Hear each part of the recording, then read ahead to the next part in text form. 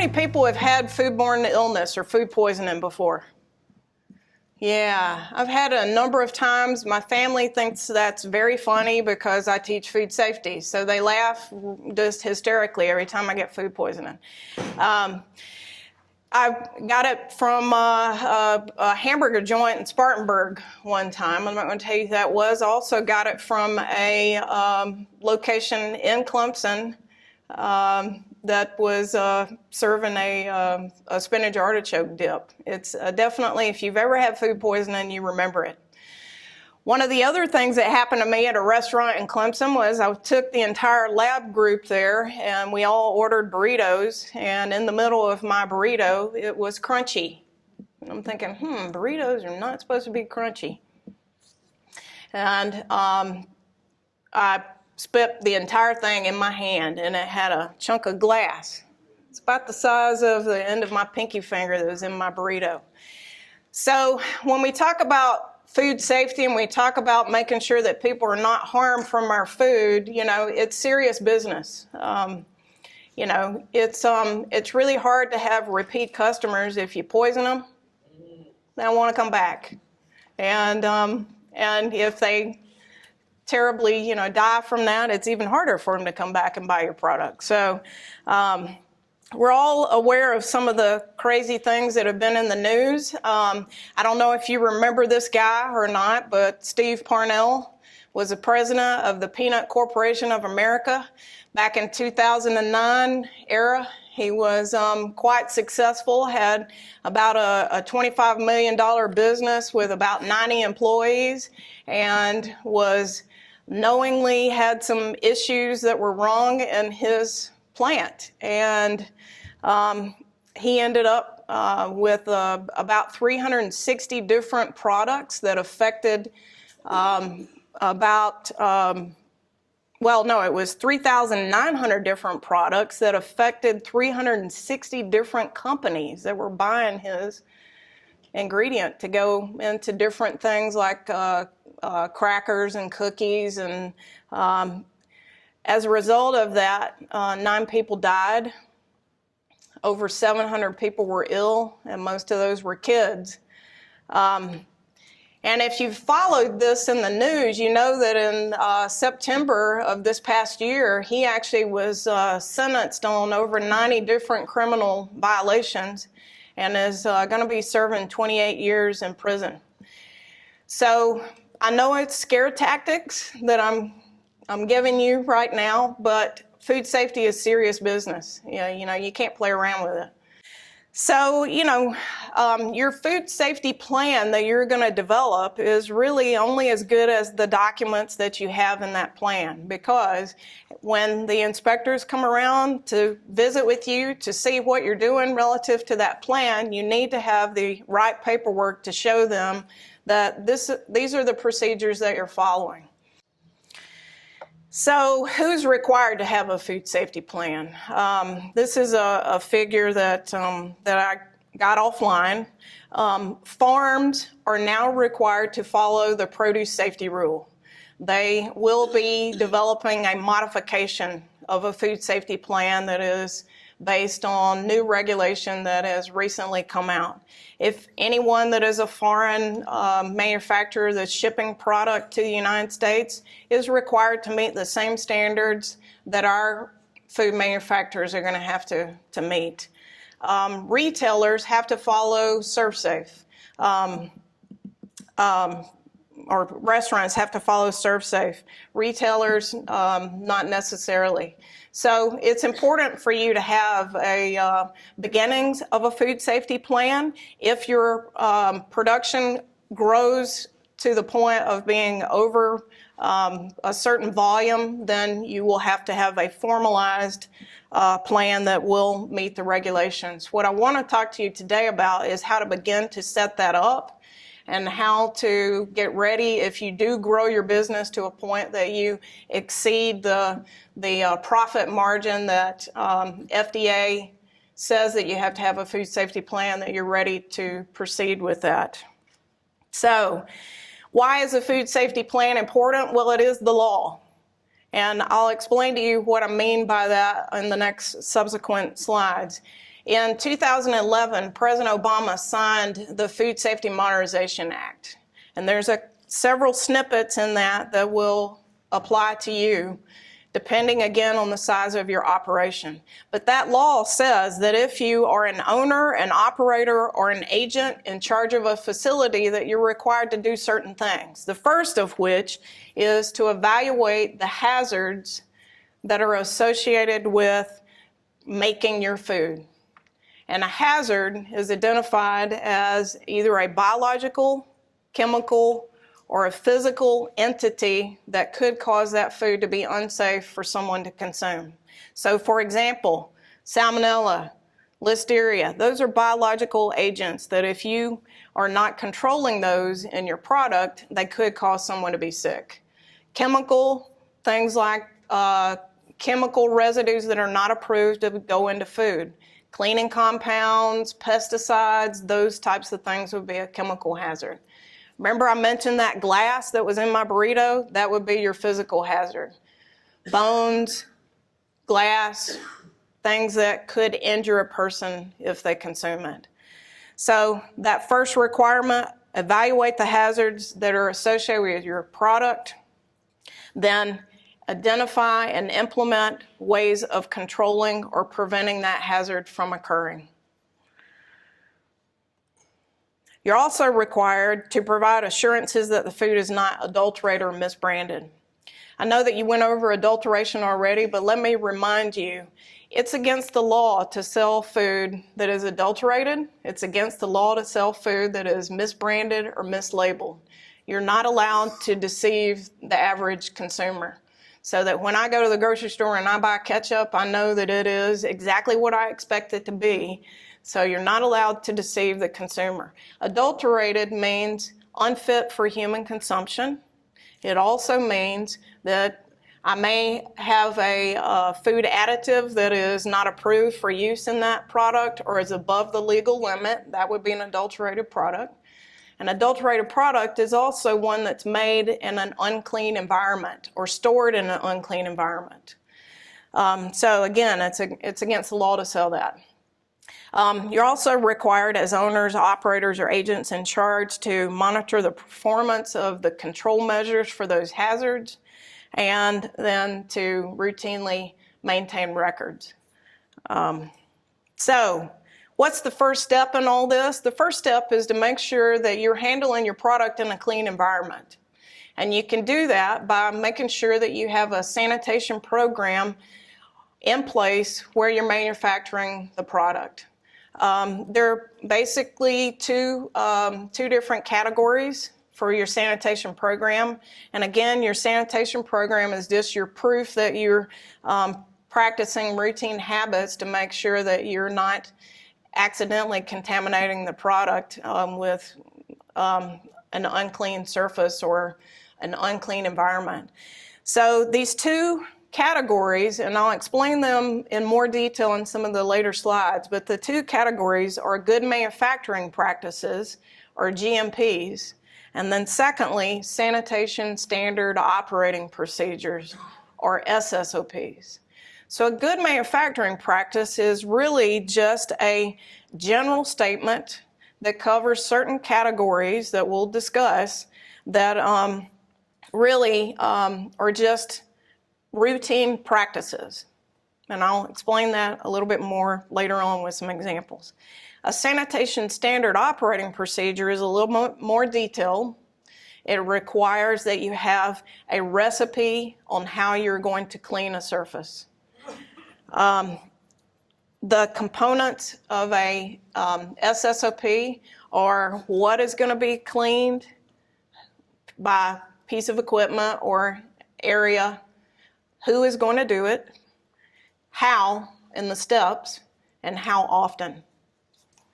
So I'll cover that again in a little bit more detail. Here's kind of a table that shows the different documents that would be good to put into your food safety plan. And we'll go through each one of these in a little bit more detail in some subsequent slides. So where do you start? first thing that I do is I get either a thumb drive that's going to be my food safety plan or a 3-ring binder. And I kind of like to do both because I'm a little bit old school. So I want to have backup plans. It's also really critical that as you start to put these documents together that you make sure that you date them so that you can find the right version. If, say, you know, Mark or Everett says they want to see it, you don't pull up the version from last year where you've made some significant improvements and you give them the wrong version. So make sure that you know how to track that. So the first thing is to put together your facility information. That's just simply and can include the location of the facility, the structure, like are you the only person involved or do you have other people involved? And then you want to do some basic paragraphs that describe your food. What is your food? Is it a salsa that is intended to be consumed on other products, or is it a barbecue sauce? What is your product? Describe it. What are the methods of storing and distributing that product? I already mentioned the intended use. Who are the intended consumers? Who do you expect your product to go to? Is it going to a retail? Is it going to a restaurant? Where is it going? And then you want to do a process flow diagram. How are you making that product? What are the steps that you're using to make that product? I'll show you some examples of these items in a minute. If you're using an incubator kitchen, you want to get some of that information from them. Make sure that you have that documented and that you verify that it's accurate. And then second is your prerequisite programs, which are the things that we just talked about with the good manufacturing practices and your sanitation standard operating procedures. Again, if you're using an incubator kitchen or another outside entity, they should have those items written up for you to get a copy of. Just go and get a copy of those and make sure that you have those either scanned in or put into your food safety manual. Already mentioned that the co-packers and incubators kitchens should have these items written up. And again, I do suggest that you get a copy of those and verify them that they are following them. So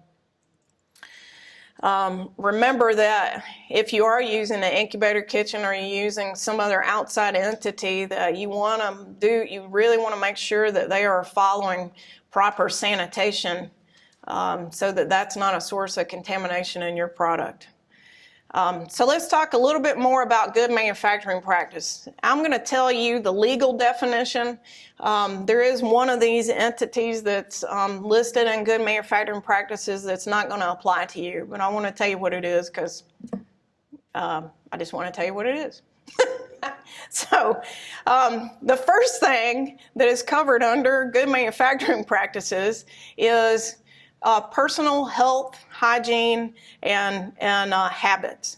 So, for example, a good manufacturing practice should just simply have the statement that says that all employees will wash their hands before starting work, before returning to work from a break, or before handling any product. So it's simply saying that as a company, you have that policy, that you yourself you're going to wash your hands, that you're going to require anybody that's working with you to wash their hands. Hand washing is one of the single most common things that causes foodborne illness. People don't realize that simply by doing a correct way of washing their hands, they can really prevent cross-contamination. Hygiene, that you have a general statement that says that you or your employees, that you're going to have good hygiene, clean outer clothes, anytime that you are making your product. These are all important things that could be a source of contamination. The second area that's covered under a good manufacturing practice is the building and the facilities. So you don't want the environment where you're making your food to be a source of contamination. I went in one commercial facility in Georgia, and as I was walking through it, I saw a large hole in the ceiling that birds were coming in. And actually, if you think back to what was going on with the Peanut Corporation of America, they had water running in from the ceiling that was going directly in product. And they had birds that were providing deposits in the product from that hole. And they knew about it, which is the criminal activity. They knew that this was happening. So you don't want your building to be a source of contamination. And that includes, covered under that is a pest control program. So you have to have a documented pest control program in the facility that you're using to make your product. I've been in a lot of commercial facilities that will have a pest control program and they're not actually even using it. They just have little tin boxes that never have been monitored or set, or so, you know, it has to not just be there, it has to actually be used. Equipment and utensils, you also don't want those to be a source of contamination. I think one of the gentlemen yesterday talked about wood and being able to clean wood. No, you can't clean wood. Bacteria love wood, they want to get down inside it, it's very porous, can definitely be a source of cross-contamination. So just making sure that you don't have utensils that are severely pitted and worn or the wrong type of material for the product that you're making. Another area that's covered under good manufacturing practices is production and processing, and this kind of has two subcategories. The first is relative to handling raw materials and ingredients. Just making sure that those are adequately stored, that they are not stored in an environment that could become contaminated. So to marry that with one of the other things I talked about, I went in a plant one time that was processing eggs, and you could find rodent droppings on the cartons. For the eggs, you could find little chew marks where rodents had eaten part of that. So, you know, just making sure that material is stored correctly. I've got some initials in this slide, the first of which is COG, and the second one is COA. So one of the things that I recommend that you do is if you're buying ingredients from a company, you may want to get a certificate of guarantee, which is the COG, or you may want to get a certificate of authenticity. If you go into the store and just getting like Heinz ketchup and, you know, Del Monte, whatever, you're probably not going to need one of those. But if you're sourcing out other ingredients that you're buying in bulk from someone, you might want to consider getting a certificate of guarantee or certificate of authenticity. The difference in the two is certificate of guarantee is a letter from that supplier that says that they are, and it's a generic letter they'll send you with a request that says that they are handling and manufacturing that ingredient using, you know, sanitary, safe, whatever the wording, good practices. Certificate of authenticity is sometimes necessary for some other types of ingredients that could potentially harbor things that need to be tested. So it's got data in it. May say zero fecal, or it may say this pH, this water activity. So the COA, Certificate of Authenticity, has data associated with it, which may or may not be necessary for your product. Okay, so the two subcomponents of this, we talked about the raw materials and the ingredients. The second is the manufacturing operation. That's really kind of closely tied in with the equipment and the utensils. It's just making sure that the manufacturing environment is not a source of contamination. I like to use the example of the cold storage compartment that is used to store and hold food shall be fitted with a thermometer or a temperature measuring device. So it's basically just demonstrating that you have a way, again, in the environment of proving that you have some control. And then the last category that's up here is the one that's not necessarily applicable to you, but I do like to mention it. I particularly like to mention it to my nutrition students because it kind of freaks them out a little bit. Most people, your average consumer, does not realize that there's no way that we can manufacture food in a sterile environment. It's impossible. We'd love to have a sterile environment, but in reality, it's impossible. So the federal government has what they call defect action levels. What that means is it's an allowable level of unknown. Allowable level of unknown. Above that level, it's considered to be unsafe. And below that level, over time, we've proven that, it's not significantly level to harm the consumer. So one of my favorite food groups is peanut butter. I love peanut butter. I ate it this morning. I try to eat as much peanut butter as possible. As you can tell by my figure, I love peanut butter. Peanut butter has an allowable level of rodent droppings and rodent hairs, and I try to eat my fill of those every day. Keeps me from having to use dental floss. No, I'm kidding. But there's an allowable level of filth that is just there. Insect parts, we can't do anything about them. Above it is considered to be an adulterated product. But it basically goes back to there's only so much control that we can apply in our environment.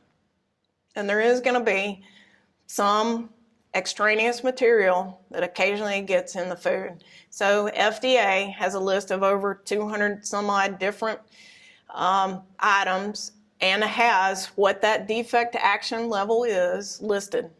So I did want to mention that.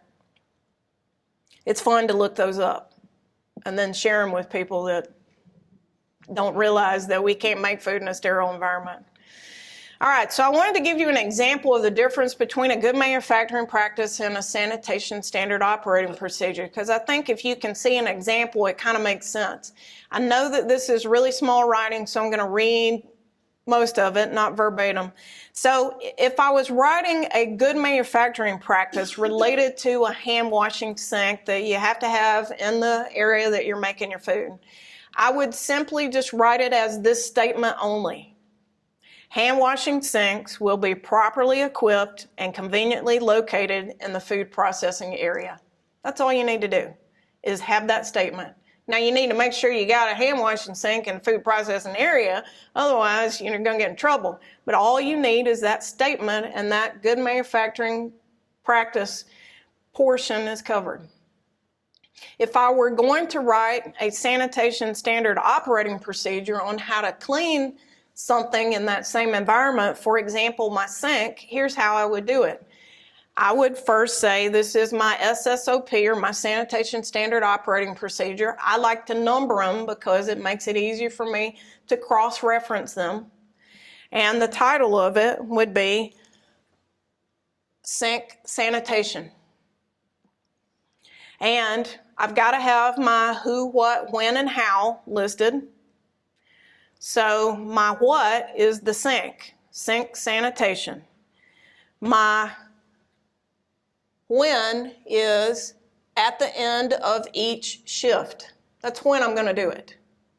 So at the end of each shift, I'm going to clean my sink. I'm going to make sure that I've done all of these items. The who is just a name of a job title. Employee, line employee number 1, technician, or designee. You don't want to put Joe Smith is going to clean the sink, because Joe Smith could tragically be killed in a car wreck, or quit, or, leave the country. And then you're out of compliance. So it could be the line supervisor, it could be whatever, it could be the manager. You could be the only person, you could designate yourself as the manager, but don't put your name in there, put manager. And then, step by step, how you do this process. I'm not going to read through all those because I think you have them in your handbook. But step 1, remove large debris. Step 2, step by step, it's a recipe.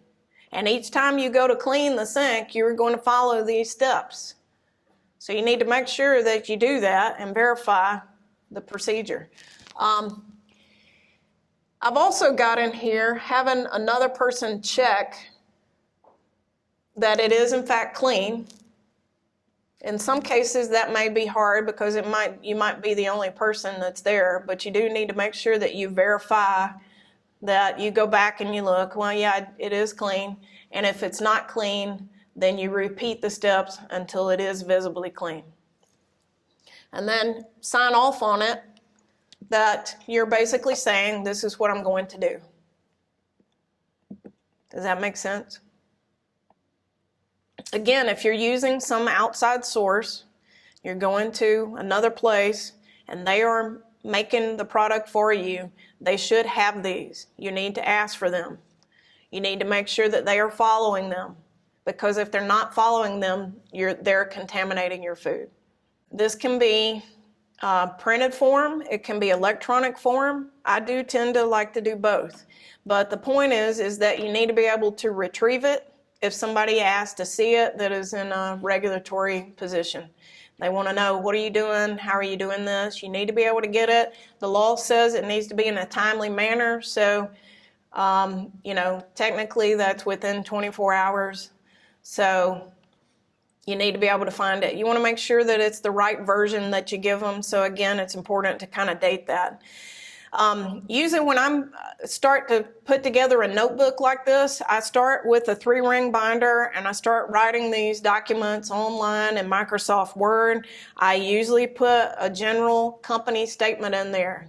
This is Julie's hot sauce and I'm going to manufacture a safe, wholesome product that is for the general public. Again, get copies if you're using an outside source.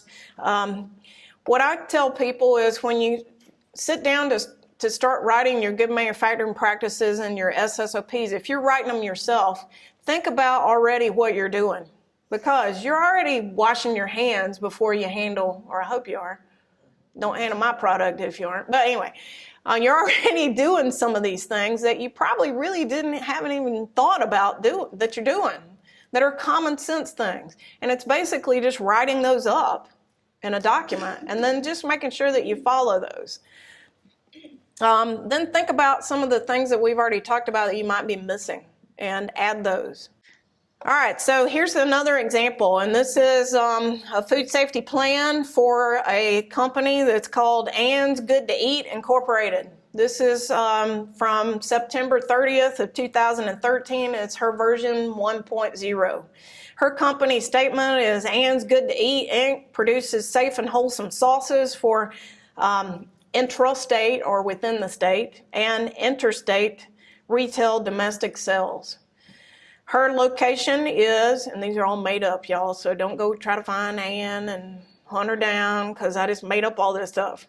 Ann's Good to Eat Inc. is located on College Station Road in Columbia. I don't even know if there's a College Station Road in Columbia. Her phone number is, and she is the CEO, and her name is Ann You Betcha.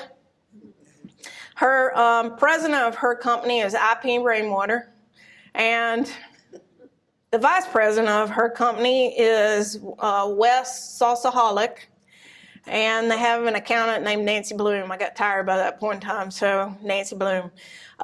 They use these co-packers. Again, these are not real. This is the kind of page that you should start off with. That's page number 1 in your food safety manual. Make sure you replace Ann's Good to Eat with your name here. The next thing you need to put in there is what we talked about, which is more information about the facility and the product. So you could use a table like this. The product name is barbecue sauce. List your product names there. Second, what are the product characteristics? Is it an acid food? Is it an acidified food? Does it have low moisture? What are you adding a preservative to it? In this case, I have an acid food. The pH is below 4.6. I'm not adding a preservative. How is it going to be used? It's a sauce, it's a barbecue sauce, so I expect people to put it on fully cooked meat or poultry, or they could use it as an ingredient in another item that's going to be cooked. I'm going to package it in mason jars that are 8 ounces. I would list all of the sizes there. The shelf life of my product is going to be approximately 6 to 12 months. 12 months, if it's stored under refrigerated conditions, you want to just list, approximately what you expect. Where am I going to sell it? I'm going to sell it at the farmer's market. Labeling instructions is make up, or not make up, but put a best by date and refrigerate after opening. You can find some of this information online looking at estimates of similar products. And is there any special distribution control? For example, if I'm transporting it somewhere, would I need to refrigerate it? That's typically what we're talking about. If it's a frozen product, then I would list some additional instructions there.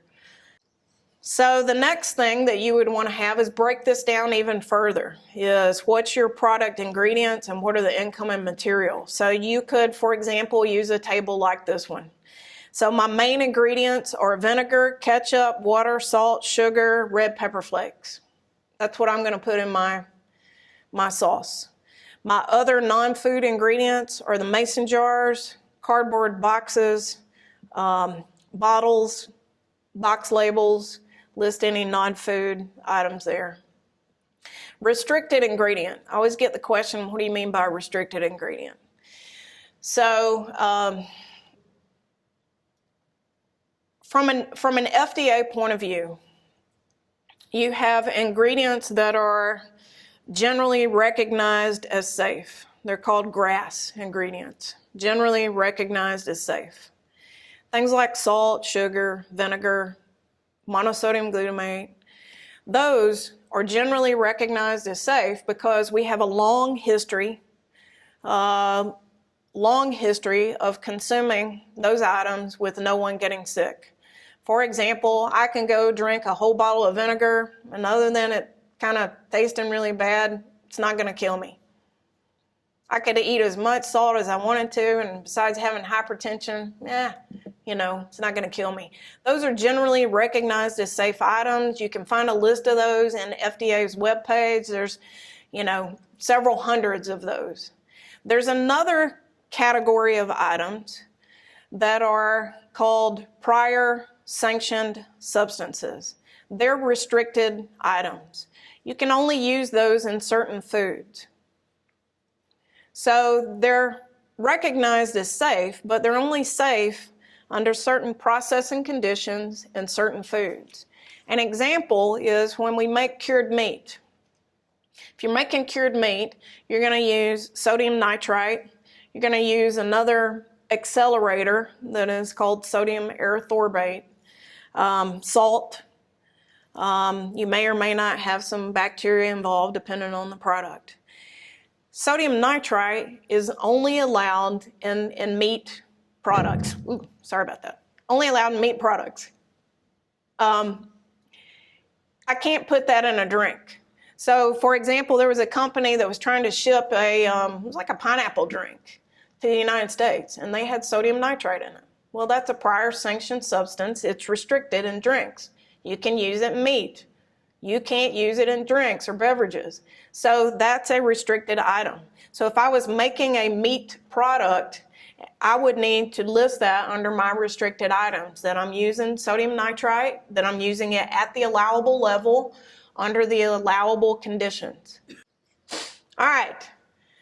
So here's the one thing that you need to think about, though, is if you're trying to get your product in Walmart, Walmart's going to tell you what you need to do to get that product in, and it's going to be really strict, and it's going to be more strict than what FDA or Department of Ag is going to require. So it's in your benefit to do as much of all this stuff that we're talking about as possible. Because if you want to get in Walmart or you want to get in Target or, again, I'm going to reiterate that it's against the law to sell an adulterated product. You have to prove that your product is not adulterated. You also have to prove, regardless of your size, that you're meeting certain sanitation standards, and otherwise you're not going to be allowed to sell the product. And then from a safety point of view, what are the characteristics of that product that will keep it from growing bacteria or having a chemical or physical hazard. So one of the next steps that you would do is you would sit down and write out your process flow. And your process flow is every step that you do to make your product. One of the biggest things that I've seen companies get cited on is they have this process flow chart and nobody's gone back and verified the flow chart, and they have a step that's not listed or something that they're doing different, or, oh, we added on or we changed the configuration, so we're not, doing all of this. We moved it to next door. And anyway, so once you do your flow chart, you need to verify your flow chart. Here's an example of the flow chart for the barbecue sauce. So step number 1 in this would be my receiving of my ingredients. That includes my vinegar and my ketchup, and it also includes my receiving of my dry ingredients. And then I'm going to combine my ingredients. I'm going to heat my sauce to 182 degrees for 1 minute. I know that because I've submitted a sample to Dr. Baker and Ms. Hoover, who have tested that product, and they've come back and said, hey, based on the pH, you need to heat this product for safety to this temperature and time. And then I'm going to hot fill that sauce into a clean bottle. Over here, I've got bringing in my receiving of my packaging material, my labels. I'm going to wash those bottles. And so everything's going to be clean. It's going to be hot filled. And I'm going to label my cool bottles. I'm going to put them in some type of secondary package for distribution. Then I'm going to take them to the farmer's market, and all of y'all are going to buy my delicious barbecue sauce. So that's an example of a flow chart.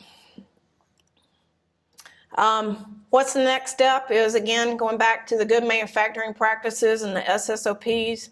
Start again with your personnel hygiene. If it's just you, it does make it a little bit easier, but you want to write up those general statements.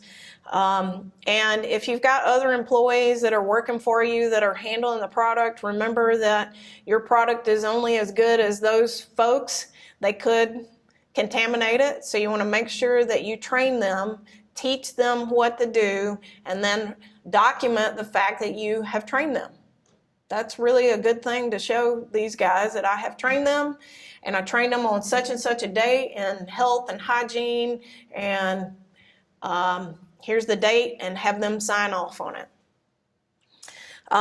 It's also important to make sure that those employees have proper hygiene, that they're coming in with clean outer clothes, and include that in the training. You also want to make sure in the facility that you're processing your product that you have adequate hand washing, toilet facilities, and that those are routinely cleaned and maintained and utilized. I already mentioned hand washing. If your folks are using gloves, make sure that they know how to use the gloves correctly, when to use the gloves. I can tell you some more horror stories about that, but one example, I went into a facility that was making baby food, and babies are very highly susceptible to stuff, and they had a problem with Staphylococcus aureus in the product, and staph is normally carried on your skin. It's in your nasal passages. When someone is sick, they're actively shedding that. And so first thing I said was, let's go back and see who's got the postnasal drip, because that's exactly what was going on. Postnasal drip right into baby food. Yeah, not a good thing. Babies don't like to eat that.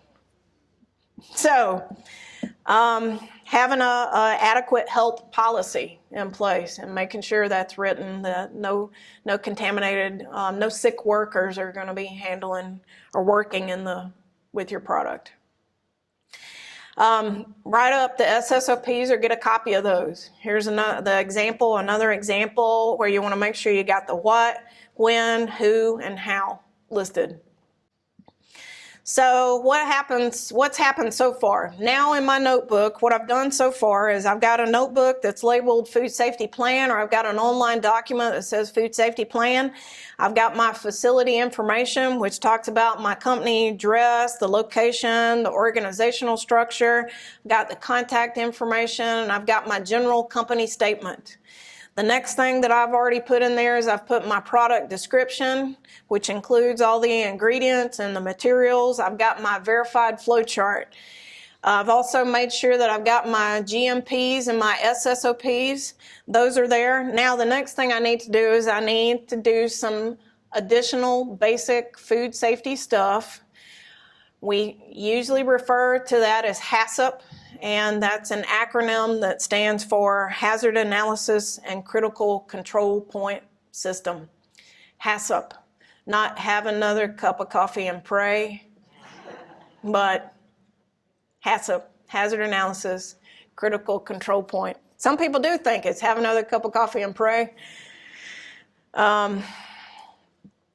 So a hazard analysis is going through that flow chart and identifying all of the biological, chemical, and physical hazards that could occur at each of those processing steps. So at each processing step, you're going to think through, is there a source of a biological hazard, which would be bacteria? Most commonly, bacteria. Is there a source of a chemical hazard? Could I accidentally get some type of a chemical residue? Is there a source of a physical hazard?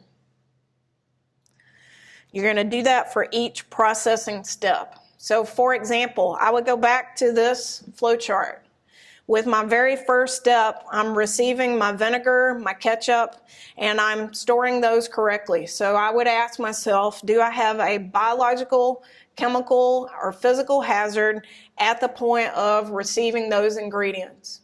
And I do not. It is very unlikely that I would have a biological, chemical, and physical hazard.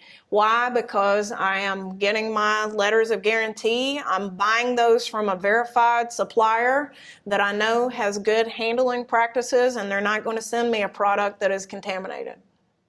Now, it does require that you trust those people. So the Peanut Corporation of America that affected 3,900 products, those people that were buying those products trusted the Peanut Corporation of America, and that was wrong. It was bad. So there is, you do have to evaluate and make sure you're getting your products from good suppliers. So second, I would move down to combining all of my ingredients. And I would think about, do I have a biological, chemical, or physical hazard that could occur while I'm combining all those ingredients? At this point,